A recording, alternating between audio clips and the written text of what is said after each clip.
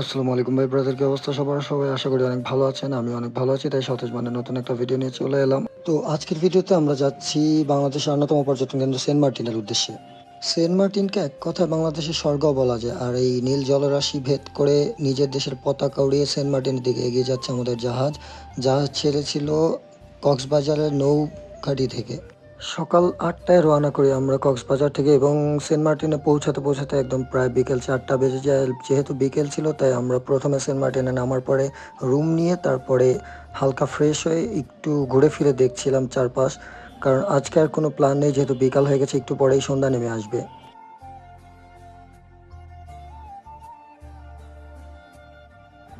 আর সন্ধ্যা নেমে এসেছিল, সূর্যি মামাও নিজের শেষ আলোর ঝলক দেখিয়ে সাগরের বুকে গায়েব হয়ে যাচ্ছিল। দেখতে মনে হচ্ছিল যে সূর্যি মামা হয়তো সাগরের বুকে ঢুকে যাচ্ছে, আর এই দৃশ্যটা একদম মনোরম ছিল।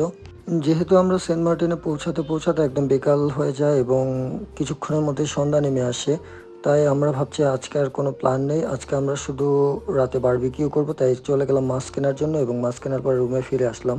তো দেখা হচ্ছে সেন্ট মার্টিনের দ্বিতীয় পর্বতে। আজকের মতো আল্লাহ হাফেজ।